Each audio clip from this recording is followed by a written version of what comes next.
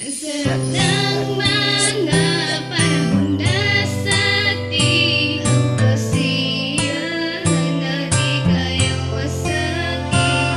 Pangako ko na di ka naluluha, ating balik tanawan kung saan tayo nagsimula. Ang sarap ng meron kang minamahal, ang lahat ng bagay ay dinarasal ng iyong makamit ang kaisa-isang babaeng kahit simpleng manamit, totoong nakakaakit. Nakasabit lang sa kwarto kung laraw mong kuha ko sa ating kaklaseng aking inaakila na tayo'y pagtabihin sa oras na ikay kakain at buo kong banggitin na ikaw ang lahat sa akin. Wala nang hihigit sa'yo, hala napapikit ako habang papalapit sa'yo, aba kinikilig ako. Biruin mo naman isang dangkal lang ang pagitan, ng ibig sabihin lang meron sa ating namamagitan. Nagkakamabutihan dito, magkakasurian sa'yo ang puso ko, huwag mo na pong isolian. Basta ikaw ay nanginginig pa, pagkatapos na nangyari ako'y nagising na. Sarap ng mga panahon na sa ating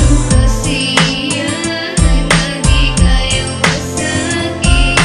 Pangako ko na di ka naluluha, ating balik tanawan kung saan tayo nagsimula. Naligo ng sipilyo, nagilamos na mukha, pagkatapos ay inayos ang pitaka at bulsa. Dahil gusto kitang ligawan at kung sakasakaling mamasdan ng iyong ngiti, depende lang sa sabi-sabi na ikaw daw ay mataray at hindi namamansin. Isa lang yun sa mga bagay na gusto kong alamin. Ako ay naglakas loob ngunit aking ikinagula na ang best friend mong babae ay bigla kang itinulak. Sa aking tabi sinabing kausapin mo na siya, kanina ka pa niya inaantay doon sa may baba. Ano ang sabi mo?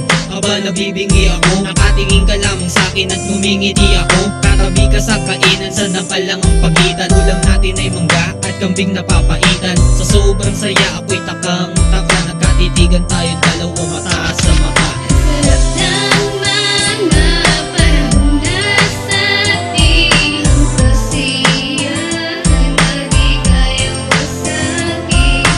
Pangako ko na di ka naluluha, ating balik tanawan kung saan tayo nagsimula. Gusto mo din ako, ang pasimple mong bulong. Gusto mo tayo na, ang pasigi kong tanong. Hindi kita pababayaan at hindi ko hahayaan na ang puso mong buwan ay muli pa masugatan. Nasaktan ng tulad mo ay hindi ko babalakin ang paa nating dalawa sabay na